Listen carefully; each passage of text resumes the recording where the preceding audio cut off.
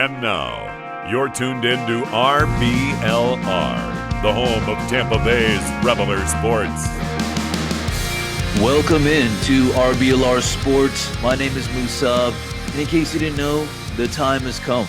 It's NFL Draft the Clock starting tomorrow, April 28th. This is it. Where boys turn into men, where sleepers turn into studs, where the Buccaneers add more valuable weapons to our pirate ship. Before we dive into our RBLR mock draft, I want to give a warm welcome to my fellow co-captain of this RBLR pirate ship, steering the helm, protecting us from the murky waters of the NFC South. Ladies and gentlemen, we got Carter in the house. What's going on, Carter? How we doing? Living lavish as usual, man. I'm hyped to get into this draft talk. Really excited for the NFL draft tomorrow.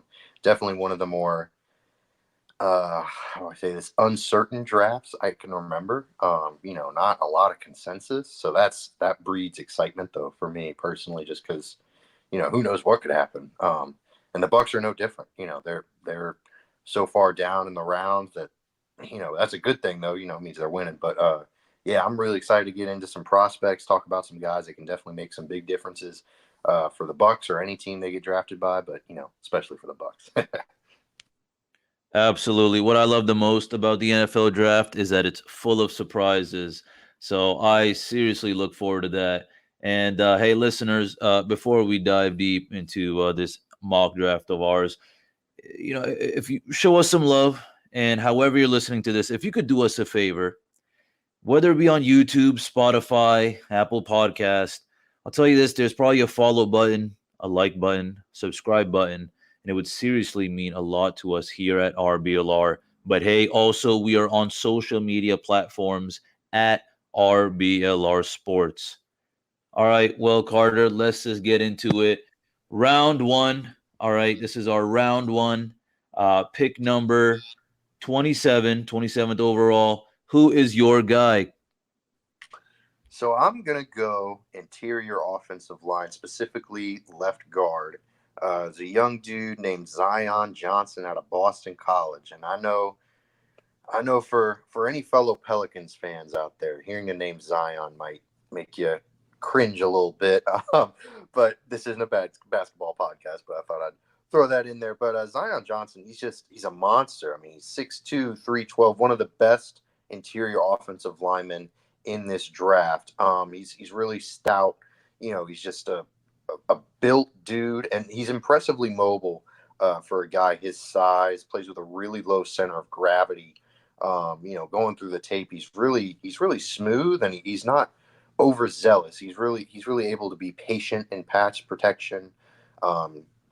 Really uses his eyes really well. He does a great job. There's not really a lot of downside to him, and that's really what you're looking for with offensive linemen, because let's be real here, offensive linemen, they're there to do the dirty work. They're there to do the things that no one really pays attention to. No one really, when you talk about the NFL draft, no one really wants to talk about offensive linemen, especially interior offensive linemen. But this guy's a solid dude. He also had 10 starts at left guard, so he's experienced at the position that he needs to fill with the Bucs. And what I really love is that he was a 0-star recruit, coming out of high school. I mean, so he has earned his spot. He's really just come out of nowhere, kind of. He came out of nowhere in college, transferred to Boston College in 2019, made the transition from left tackle to left guard. And so, yeah, that's my guy. Zion Johnson, just really, really an impressive player. He might not fall to the Bucs. A lot of mock drafts have him going in the early 20s. But hopefully, if he does, the Bucs snag him because they'd be getting a good one. So you think it could be reachable, I guess. Listen, I mean, the draft is full of surprises. So, I mean, things are going to be definitely different than what anyone expects, probably. Absolutely. So, yeah, I like it. I like it a lot. And I like how you kind of mentioned the whole left tackle thing as well, and then transitioning to left guard, just because it kind of reminds me of Nick Leverett. And then just the fact that, emergency situation for whatever God reason, we got to do something. And if we have Zion Johnson, then, that's kind of nice to know. At least, the guy's got experience in both positions, just because Yeah, I mean, look, I agree with you, Carter, that the fact that I'm going to be drafting an offensive lineman in the first round as well, just because more than anything, we got a guy who left, and second of all, we got a guy who's back who, first of all, surprised us, but also we got to protect him at all costs because, with all due respect, if he goes down, it can be very ugly for us, Carter. So. For that reason, my guy actually is Ed Ingram, guard from LSU.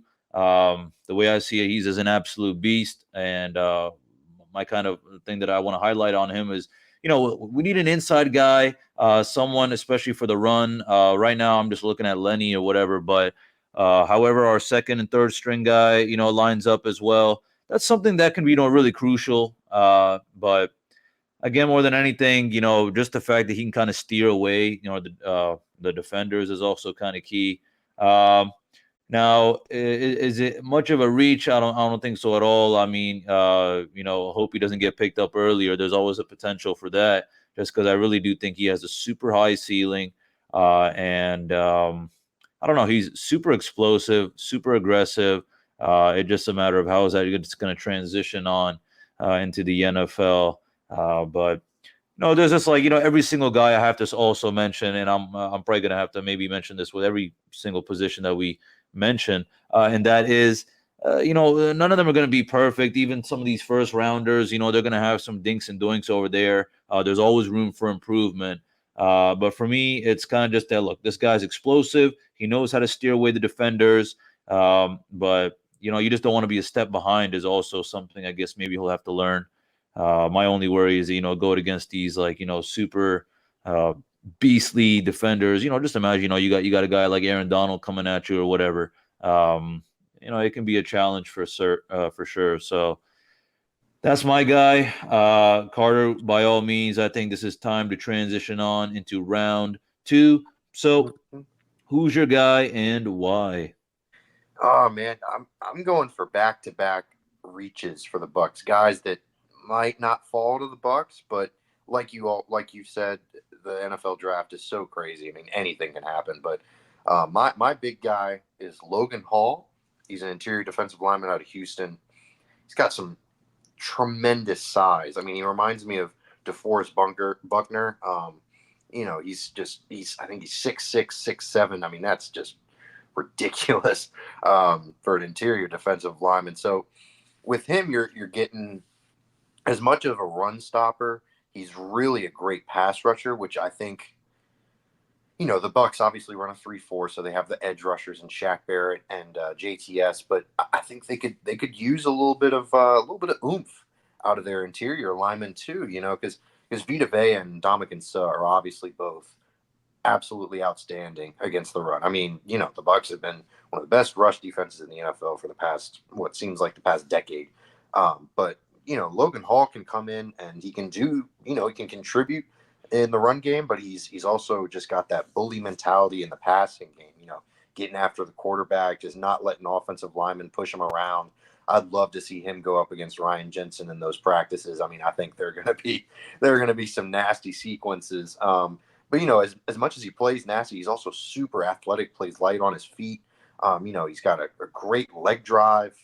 It's just, the only concern with him is that he is a sub 300 pounder, and especially with the Bucs scheme, that might not work, might not swing. But he more than makes up for it. He can also still spend some time in the weight room. You know what I'm saying? But Logan Hall is definitely my guy. He's been a late riser in this NFL draft. A lot of guys have him going in the middle second round, late second round. So I'm hoping that he lasts to the Bucs because, they could be getting a steal out of this one for sure. I think it'd be a steal indeed, and I'll also want to add on, Carter, that I think that a lot of mocks here and there that they got D line, O line kind of going first, second, or they even tossing in the DBs up there as well. But the mocks that I saw, it was either defensive line or offensive line first, second, first round, second round. But listen, I like all the guys up top only because I think it's just important as the offensive line, just because, look, we got Ndamukong Suh and Steve McClendon, both right now remain unsigned. And they were racking up like a ton of the defensive snaps for the Bucs in 2021. So this is definitely something to look into. I like your guy, and I also have a defensive lineman as well on my end. That is Josh Paschkel from the University of Kentucky. More than anything, I just see him being a key asset for the run pass option. He just gets better and better from the start of his freshman year till his senior year. He was just an absolute beast. I don't know, listen, people are going to say like, oh, he's a little bit undersized. And, I like how you kind of mentioned that, how is that going to be working out? I think, just like a lot of these rookies, honestly, Carter, a lot of these rookies, they're going to have to hit the weight room for sure. But again, listen, super high ceiling. I think everyone has weaknesses here and there, but I like Josh Paschkel. I think it'd be really nice if we get them. And I think it's realistic for sure. More than anything, I think I see him kind of being in the late second round, early third round, something along those lines. And I think he's more of a hidden gem. Yeah, that's my number 2 guy right there for you. All right, well, Carter, let's just do it right now. It is round 3, pick 27, 91st overall. Who is your guy? Yeah, I was just about to say I picked a Houston guy for my second round, and I'm going with a Houston guy for my third round pick too. Marcus Jones, a corner out of Houston. He's a really interesting prospect to me because he's a little undersized at 5'8", and he seems to struggle a lot with physical wide receivers.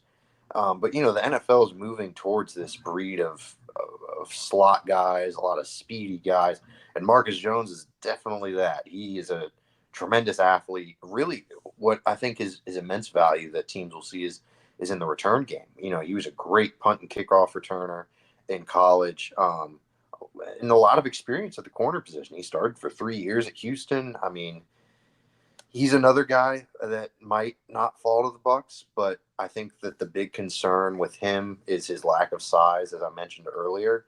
And he's a bit, I don't want to say he's not a gadget player because that's an offensive term, but he's more of a slot guy. I don't know how well he's going to line up at the outside corner positions. And for a guy with such limited position capability to go in the third round high or even the second round, I don't see it. But that's just me. Like you mentioned before, the NFL draft is crazy. But yeah, Marcus Jones, he would be a really great guy to fill in for Sean Murphy-Bunting if, God forbid, injuries happen. But as we saw last season, good Lord, the Bucs were ravaged by those secondary injuries. So I just think that this is a pretty big need. I wouldn't be surprised to see him go corner second or first round, maybe, just because of how bad their secondary was hit by injuries last season. And so Marcus Jones is my guy in the third round. Really, really interesting prospect. We'll see if the Bucs go for him. I'm right there with you. Our secondary was hit for sure, and we definitely need to patch it up more than anything. And when I say patch it up, I mean we need to have someone at least be a reliable, kind of backup behind someone like Sean Murphy-Bunting. And Marcus Jones. I gotta say, I like how you had a little back-to-back Houston. Or were you watching? What was it? Were you watching Logan Hall's highlights? And Marcus Jones was getting? Was he getting his own highlights himself in there as well? You're like, oh snap! Who's that other guy who's kind of doing really well? Yeah, man. I mean, when you're watching tape, like you see a bunch of other guys that impress you. And I also say that they're both in the American Conference, so I was watching them, beat the crap out of USF like every other team in college football. But just a tremendous talent. Houston's been cranking out some really good players. They had Ed Oliver come in the first round to Buffalo a couple of years ago. So yeah, I mean, who knows? Maybe they've got their program is getting big for sure. Oh, These kind of like UCF and them. They're these programs are getting bigger and bigger. Mm-hmm. And I got to give a lot of respect to them, and that's probably why they're crushing teams like USF, just because they're out of our league. I'm pretty sure actually some news came out that some of these teams they might be making some changes up or whatever. But hey, I'm gonna say this. My guy is from a very well established, good football program. He is from the land of Nick Saban, from the University of Alabama. Mr. Jalen Armour Davis, cornerback. And listen, I actually saw his tape and I was like, oh snap, this guy's a beast. I mean, even just throughout his whole college career, every single game I was watching, he was looking stout and feisty. Is what they actually say. A lot of people be saying that about him. And he's just a beast. The only thing that kind of has him later on here is the injuries. And this could be a reach for sure, though, just because he's coming from a big program. I feel like he's already got a little bit of the spotlight on him for that reason as well. But uh, overall, though, I just feel like he's very agile, and I'm looking for someone who can definitely just pick up on our pace. I see someone from the University of Alabama, a very kind of super fast pace slash just. I mean, the one of the top programs. I'm looking for someone who's ready to work hard and ready to adjust. Maybe they're not going to get the starting role at all. Maybe they're not going to get too much playing time. But I'm looking for someone who's going to be able to be ready. The fact that he already has these physical attributes to him, I think it's just more about kind of learning from our veterans, watching tape, just stuff like that, just overall experience, and that's why he's my guy. I think it's a possibility for sure, and I don't know. I mean, how I'm not gonna say it's reachable, but how realistic is this? I think this one I think is ideally pretty realistic, just because you look at all the reports and everything like that. A lot of people actually would have put him in the first round if he had a more consistent career. It's just that he got banged up with injuries, which was rather unfortunate. But this guy was definitely someone who was on the verge of being in the first round had he just been really healthy the whole time. But, it is what it is. Injuries happen. That's exactly what happened to our secondary unit this past season. And I'm hoping unfortunately, if those things ever do rise again, someone like Jalen Armour Davis can have our back. Yeah, man. I mean, he is someone that I looked at a lot too. I mean, he's a corner from Bama. Like, what else do you really need to say? It feels like them and LSU. I mean, those defensive backs that come out of those programs are just ridiculous. I mean, so yeah, definitely great choice. Yeah, I would love to get Jalen Armour Davis in a Bucs uniform for sure. Absolutely. Well, this is where it gets a little bit more fun, well, aka the later rounds, just because it's more like, okay, a lot of the kind of the big stars or whatever, they're out by now. Maybe like one remains or whatever, but uh, it's kind of hidden talent, I guess, if that's what you want to call it. This is when it starts kicking in. Some of the people maybe who should have got picked before, this is where it's like, all right, let's get him now. Slash, this is where we get the hidden gems. Carter, who is your guy? How much of a reach is he? And yeah, why did you choose him? So my dude is someone that I know we mentioned in the earlier podcast, or at least I mentioned in the earlier podcast when we covered the tight end position in the NFL draft. Isaiah Likely out of Coastal Carolina. He's really just a tremendous guy to have in the open field. There's a lot of tight ends out there that are just disgusting in the open field. I mean, Darren Waller in Las Vegas, George Kittle in San Francisco, Gronk, obviously. And he's definitely one of those guys that's really, really good in the open field, can make a lot of guys miss with the ball in his hands.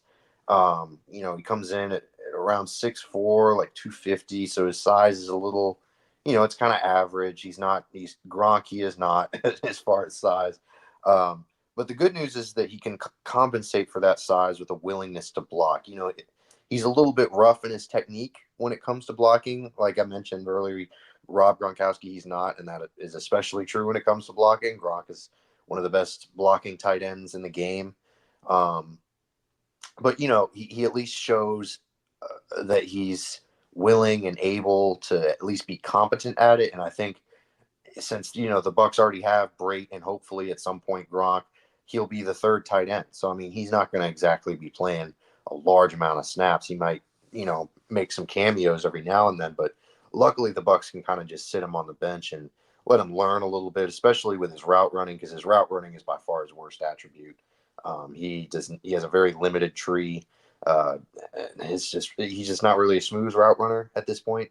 But but Cam Brate is a smooth route runner. You know, Cam Brate's not exactly an athletic dynamo.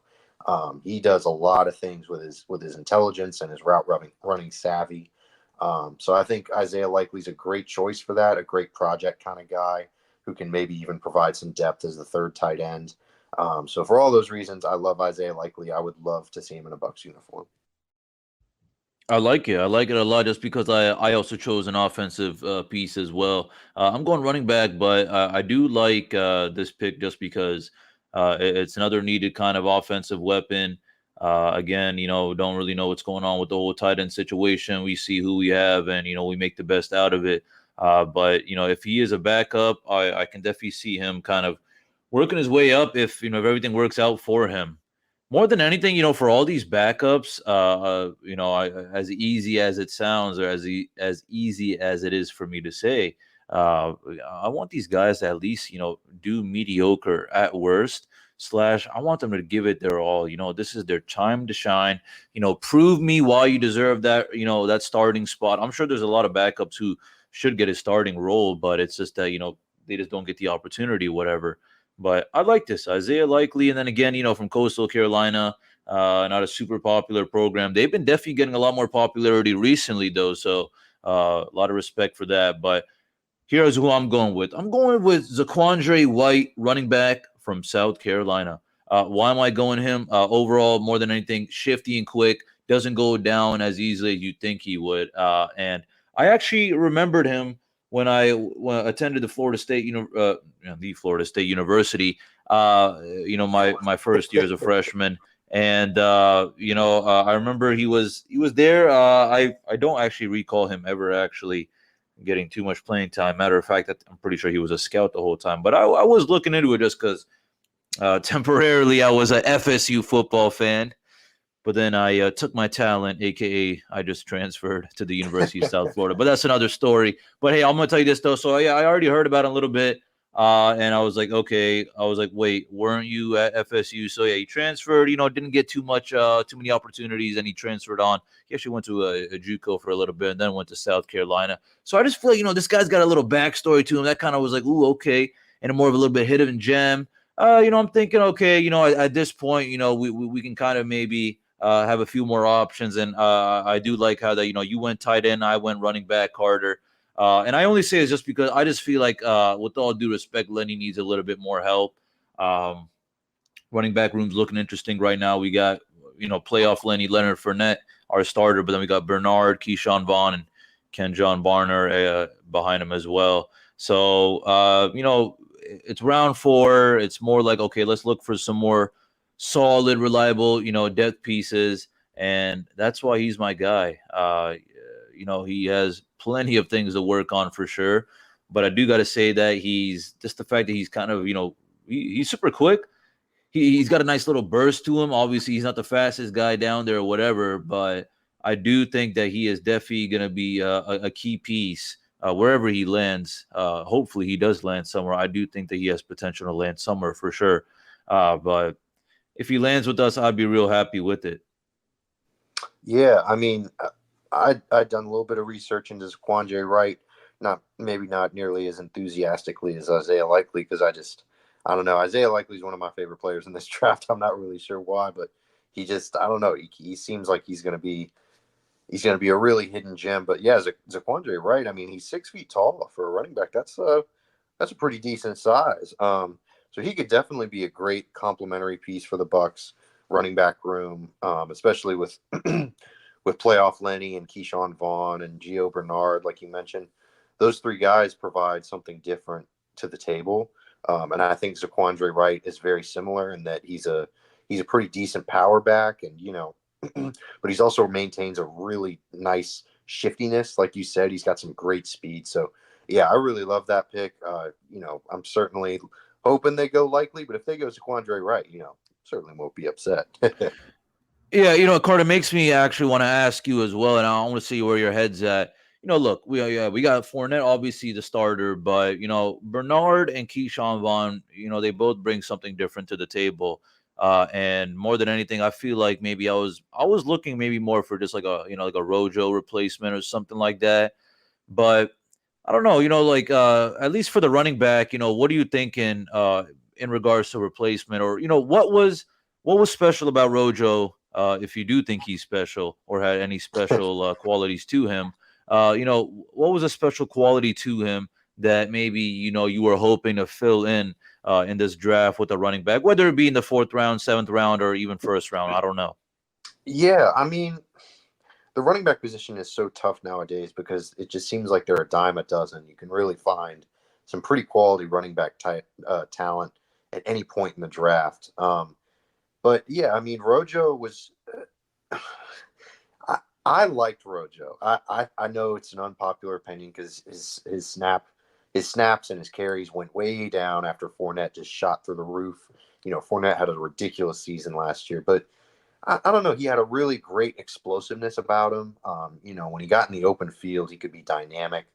But I think the Bucs are really just looking for a solid backup guy, just someone to just kind of, God forbid if Leonard gets hurt or something crazy happens, or it's just someone to kind of fill out the running back room. It seems like most teams like to carry at 3 or 4 backs right now. The Bucs are sitting at they got Barner in there, so they're at 4. But who knows what'll happen with Kenjon Barner? He's not really in my mind at least, he's not a solidified piece of that running back room. But yeah, I mean, they're just looking for more depth. More guys that can fill in at any time and be explosive and give Tom Brady another option. So I really like Zaquandre White, or White, excuse me. But yeah, I mean, they could definitely go a multitude of options. There's no shortage of running backs in this year's draft.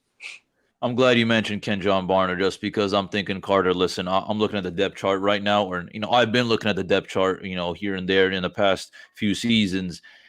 I never saw Kenjon Barner's name. Maybe it was at like player 5 or something. I think he was always back there or whatever. And the fact that, he's a little bit bumped up, it just makes me think, listen, we're either kind of giving him like an actual opportunity now, or what this is telling me is like, okay, if we're if we aren't able to maybe find a good running back later on or whatever, because I don't think this is something to prioritize at all for sure. So if we don't find a good running back at all in the later rounds, then I guess we're gonna be rolling with Kenjon Barner, which is fine. Just because again, that's making me think. Well, listen, either I'm looking at a running back in this 4th round, or I'm looking at Kenjon Barner more and more this upcoming season. So hopefully, maybe he gets some playing time. But then again, actually, maybe I should be saying, hopefully, then Leonard Fournette and Bernard and Keyshawn Vaughn stay super healthy, because we'll see what happens. Carter, injuries are always bound to happen. Yeah. Maybe it was a secondary's turn last year, and this year it's going to be the year of the running backs. Hopefully not. Hopefully it's not the year of any of them, honestly. Absolutely. But it's football, so it is what it is. For sure. All right, well, Carter, it is time we not take a break ourselves, but during the draft we're gonna have to take a little break. Unfortunately, just because we have a little bit of a little pause, just because we were able to get Shaq Mason off a round 5 pick. So our next one's gonna be round 7. But before we deep dive into the rest of this draft. I do want to say, hey, listen, why don't we just take a break right now? And I want to let you know, listeners, liking and subscribing is free, of course. You know that already.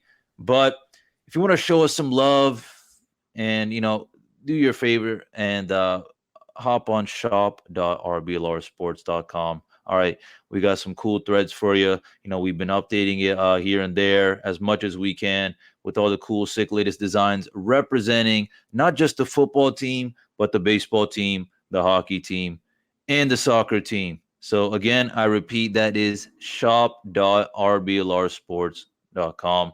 And I'm going to bless you with a little promo code, of course.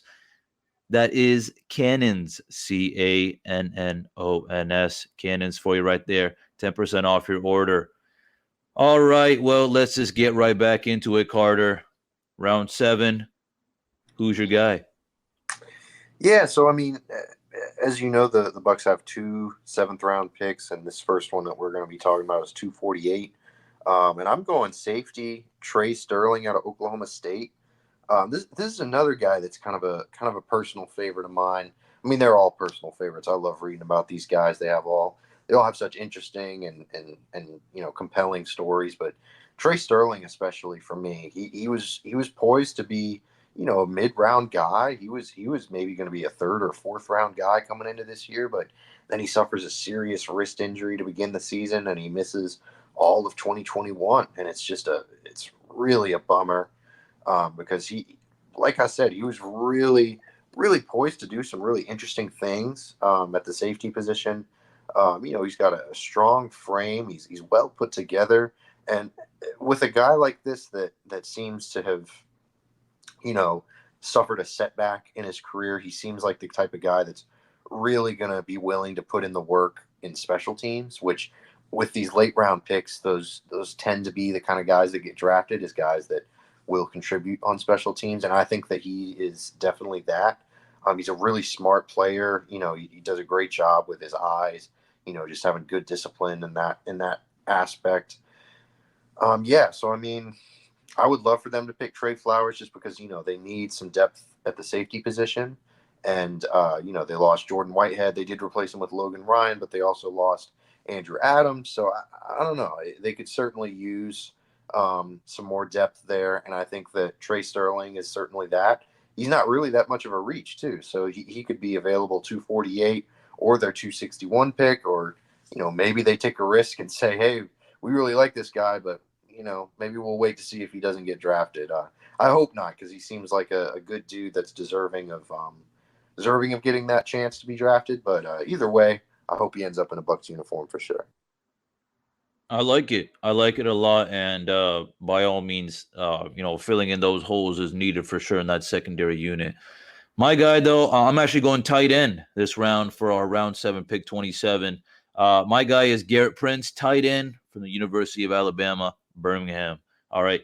And the reason why I chose this guy is he's kind of able to do a little bit of everything the way I kind of see it. Kind of has a few gears is what I kind of like. And more than anything, I'm looking for a guy who can at least be a solid piece in the red zone area for sure. But just overall kind of clutch. This is someone I'm hoping, again, listen, it's round 7. If you're with us, I hopefully, if we do get him and he's able to kind of, stay through camp and get a kind of, roll on the actual team or on the depth chart, then I'm seeing him more kind of just taking a little bit of time. Obviously, I don't think he's like, oh my God, let's throw him in and let's see what he can do and, have a bunch of these expectations. But I think he's someone that we can be able to use here and there. I kind of see him being like the, like third string, tight end, kind of being able to be tossed in whenever needed be. And again, injuries are bound to happen. I'm hoping our guys stay healthy even in the tight end room. But I think also is the fact that he would be a solid depth piece. He's kind of super quick, kind of quick off the line.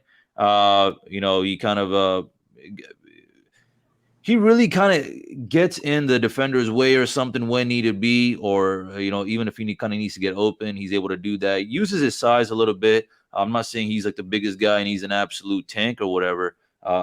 Again, perhaps just like the rest of these rookies, you'll maybe have to size up a little bit. But he's already got the skills down.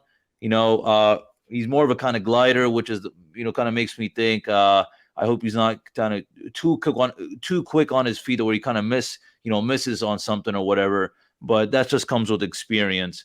But yeah, that's my 7th round guy, or our first 7th round guy, and that is Garrett Prince, tight end from University of Alabama in Birmingham.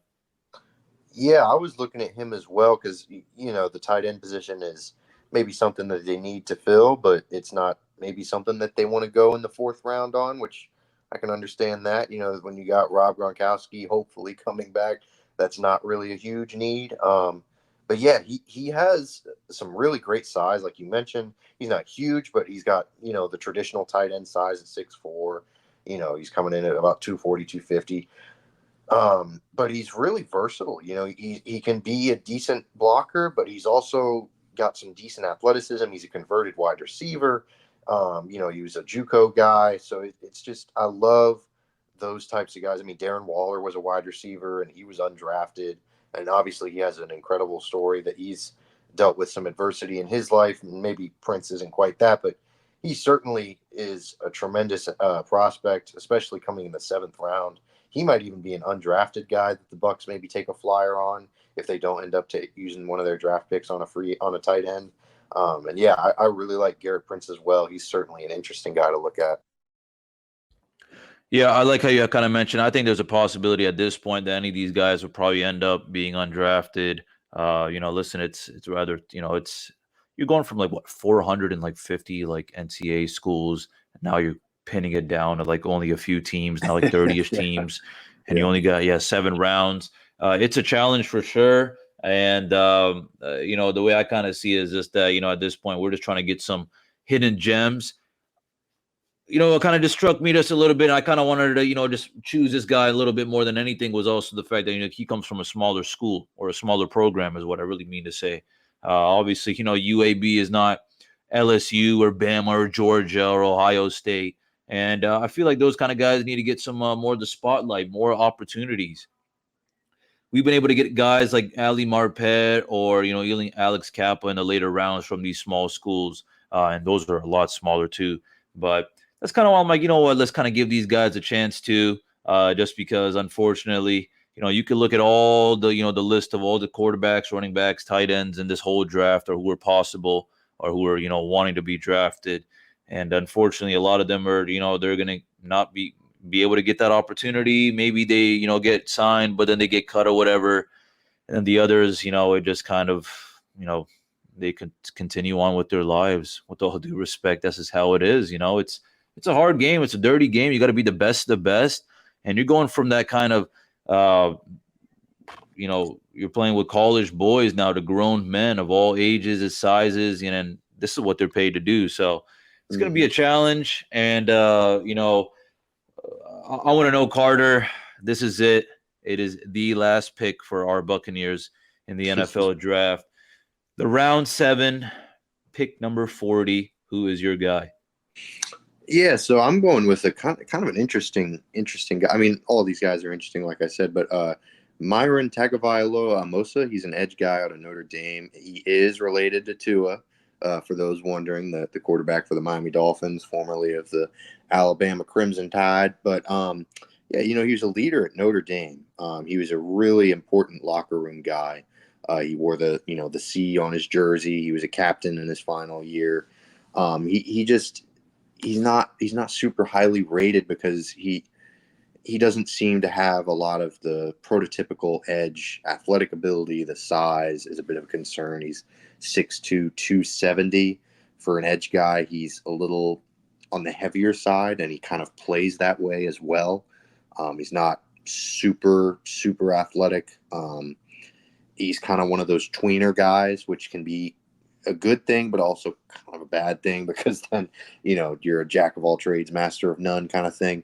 But, for a guy to go in the 7th round, they're not all going to be perfect. There's going to be some flaws because they're going in the 7th round. And he could provide some just more depth. I feel like a broken record saying that over and over again. But, Jason Pierre-Paul he's probably not coming back. He's probably not going to be in a Bucs uniform this upcoming season. So Myron coming in would be a good, they have Anthony Nelson as well as a backup pass rusher. So him and Anthony Nelson could just kind of establish that pass rushing rotation of edge guys. Maybe he kind of emerges. He seems to be a real hard worker. He's got a good pedigree. He's got a really, really great family member that plays for the Dolphins. So I don't know. I like him. He seems to be a good, like I mentioned, a good locker room presence. He's certainly not going to lack any work ethic. So we'll see. He might also be another, like you mentioned earlier, it's a tough business. He might be another undrafted free agent, or maybe we see him in the USFL playing for the Tampa Bay Bandits. That would be cool too. But the Bucs would certainly be cool to get him as well, for sure. I'm with you, Carter. I like it a lot just because, this is another kind of, I think there's some holes to fill even, in that position as well, for sure.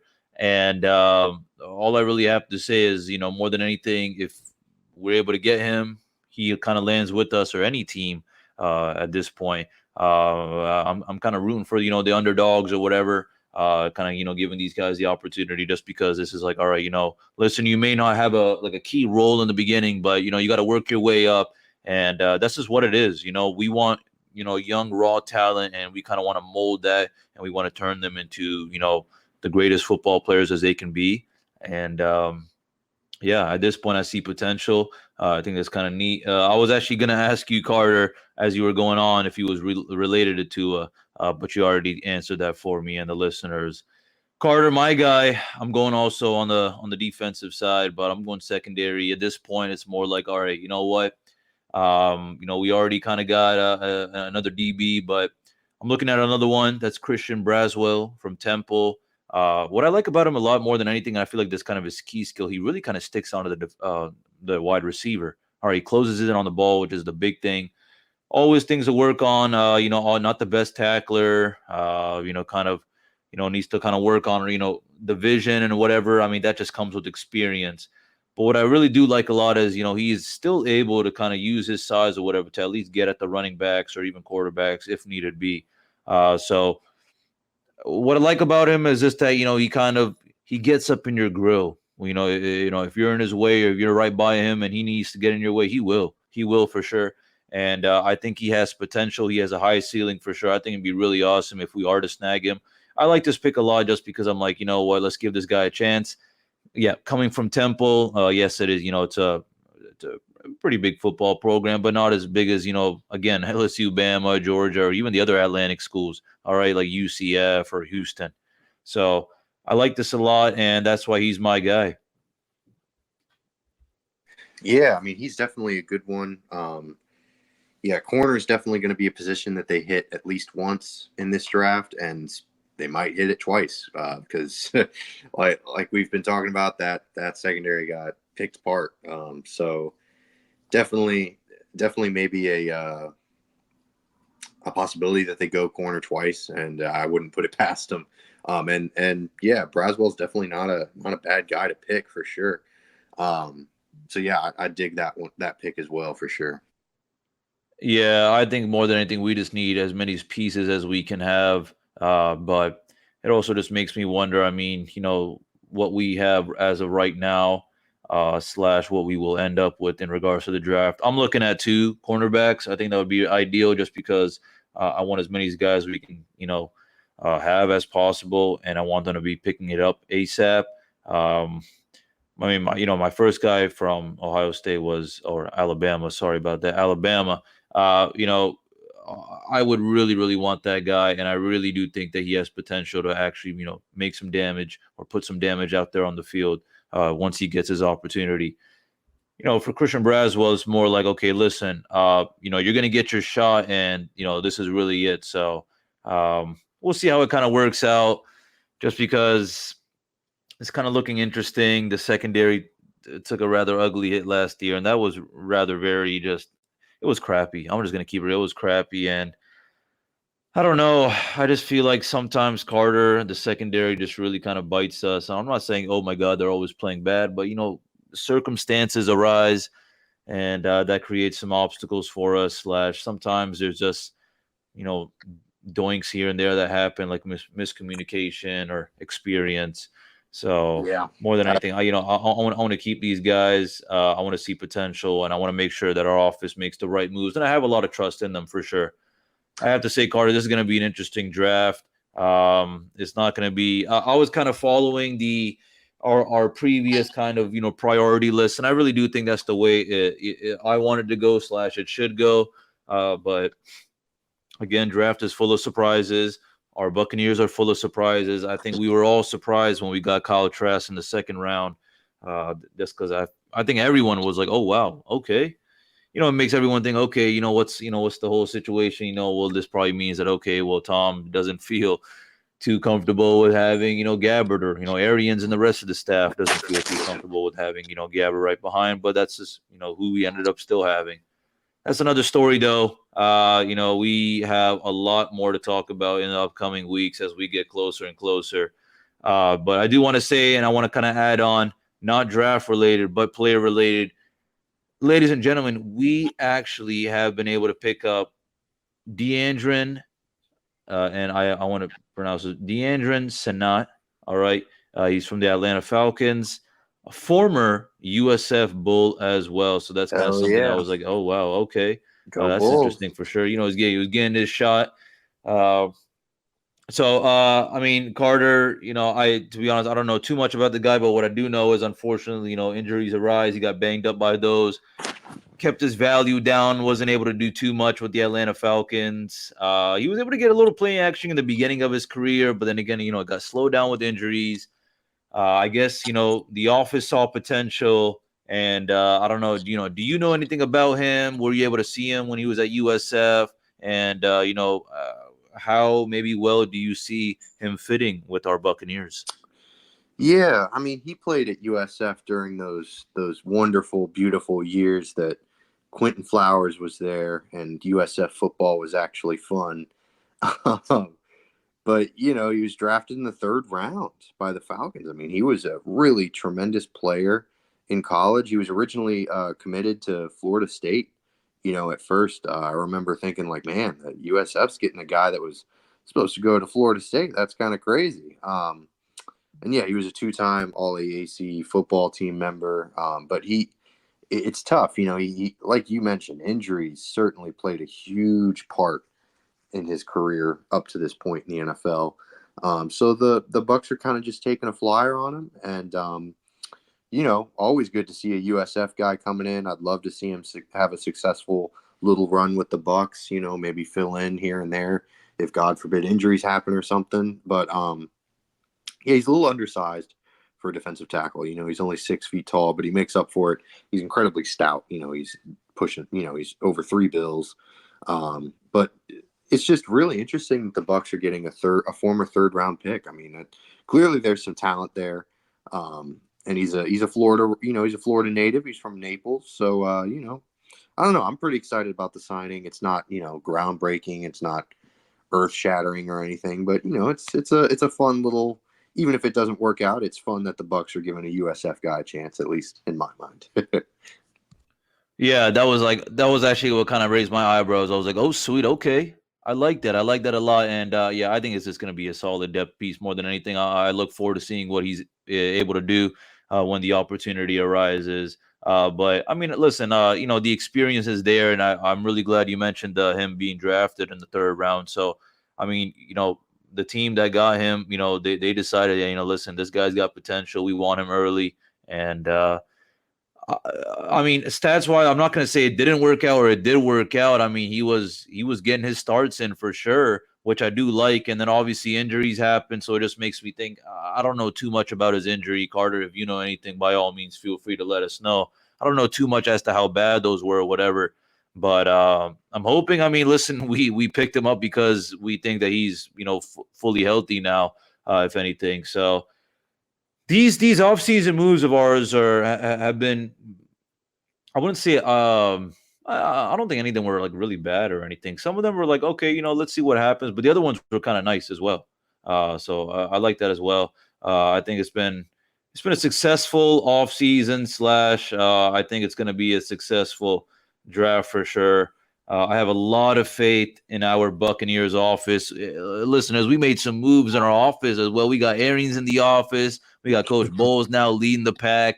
So I want to see how that kind of plays into the equation with Jason Light as well, and everyone else in in the Buccaneers headquarters office.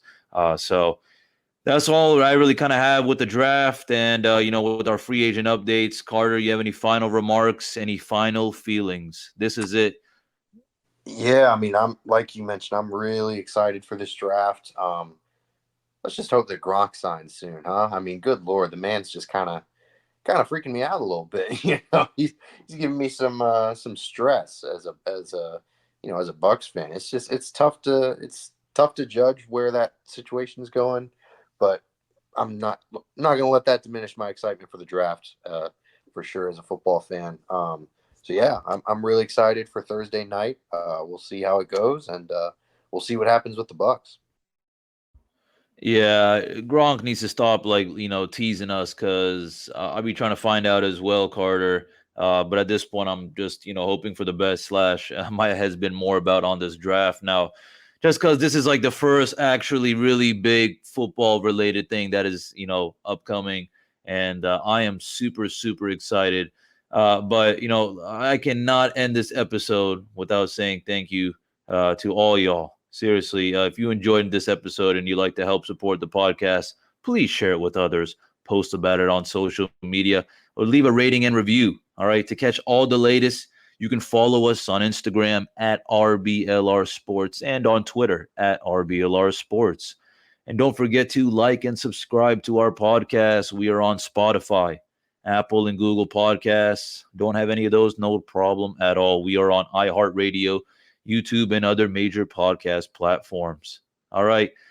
Well, this is it, Carter. I look forward to next week where we get to chat up all about these picks. It's going to be a show for sure, dude. For that reason, ladies and gentlemen, boys and girls, grab your popcorn. April 28th, it begins. Football season is getting closer and closer, my friends. Bring that energy tomorrow wherever you are, will ya? Thanks again, and as always, go Bucs.